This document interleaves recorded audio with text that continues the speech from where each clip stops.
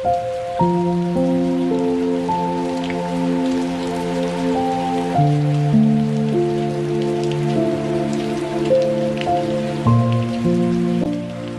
းရသည့်ရဲ့နေ့တွေဟာ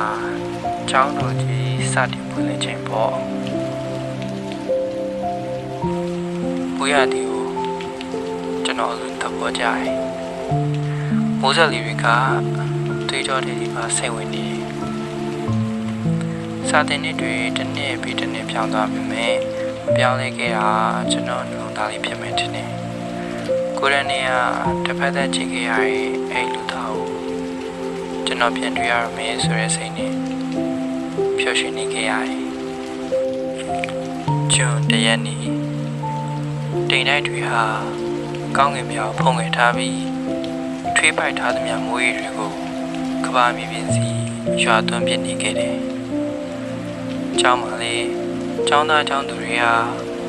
အဖြူအစိမ်းတူညီဝတ်စုံလေးနဲ့တည်လွင်နေခဲ့တယ်။လူတိုင်းဟာပြုံးပန်းလေးဝေစားနေကြတယ်။ကျွန်တော်အကြောင်းကိုချီချလိုက်တာနဲ့ကျွန်တော်မျိုးလုံးတွေကတစုံတယောက်ကိုရှာဖွေနေခဲ့တယ်ကျွန်တော်ရဲ့အခင်ဆုံးတငယ်ချင်းလေးဖြစ်သူတို့ကျွန်တော်တစ်ပတ်သက်ချင်နေခဲ့ရတဲ့သူဆိုလည်းမမအောင်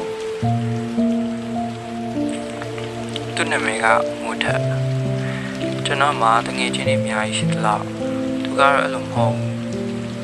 ကျွန်တော်တယောက်တည်းဟိုပဲခင်မင်းတာမျိုးလေးရှင်ကုန်တက်စာရွယ်မိုးတယောက်နဲ့တယောက်ရင်ကုန်တန်စီချက်တွေကထပ်တူချနေကြတော့ပါတယ်တစ္ဆာဆောင်ရှိမှမတ်တရရဲ့သူ့အဝေးကနေမြင်တာနဲ့မိုးထက်မှတန်သေးတယ်သပင်ဖြူအောင်လေးတွေကသူ့ရဲ့ထူခြားချက်ဖြစ်မြင်တယ်သူ့နာကျွန်တော်ရောက်တော့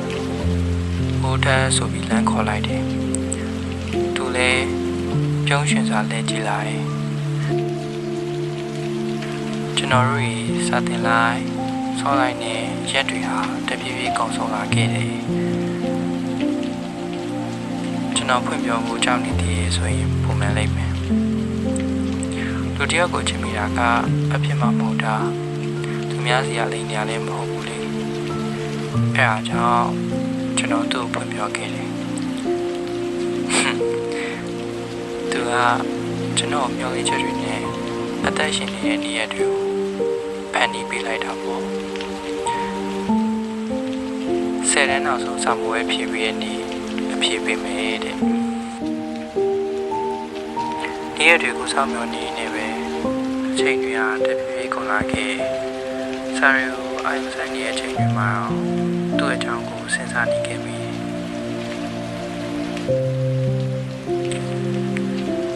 နောက်ဆုံးဘာလို့ဖြည့်ပြီးစောင့်မိုးရဲ့ကနေရာထွက်ဖို့10မိနစ်လိုမှကျွန်တော်ရင်ဖတ်တရားနေနှလုံးသားလေးခုန်ထွက်လာတော့မလို့ခံစားနေရတယ်။နိုင်စက္ကန့်တန်တွေနဲ့အတူတူရင်ခုန်တန်တွေကလည်းပိုပြီးမြင်လာခဲ့တယ်။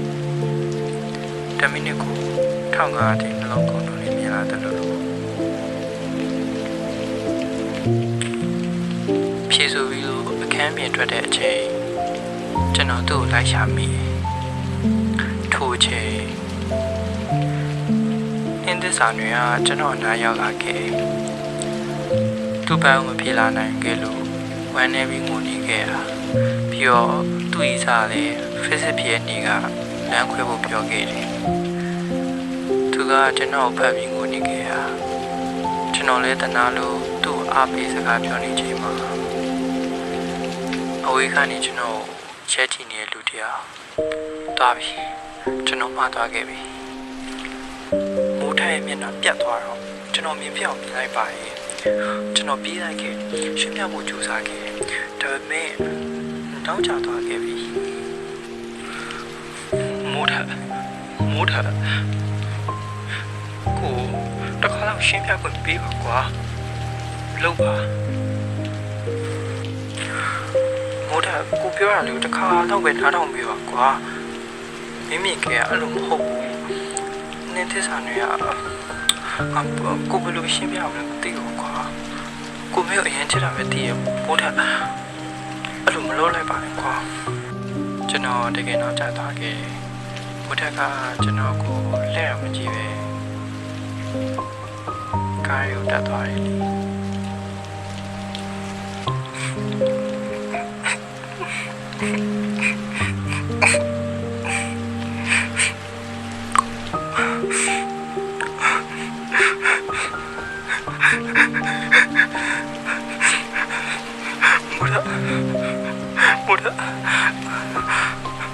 ကိုမထားခဲ့ပါနဲ့ကွာ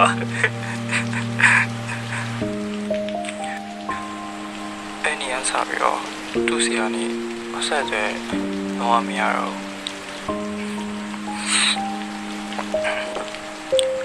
မိုးချင်းတန်ကြ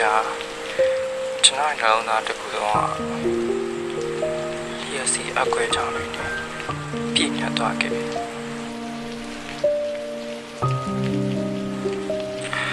ခဏနဲ့ကြာပြီနော်ကျွန်တော်ဟာအခုဆိုရင်လူတွေရဲ့တပ်ပေါင်းများစွာကိုကယ်တင်နိုင်တဲ့ဆရာဝန်တရားဖြစ်လာခဲ့ပြီပေါ့ဒီနေ့တွေ့တဲ့ကျွန်တော်တော်တော်ပြင်ပန်းခဲ့ရတယ်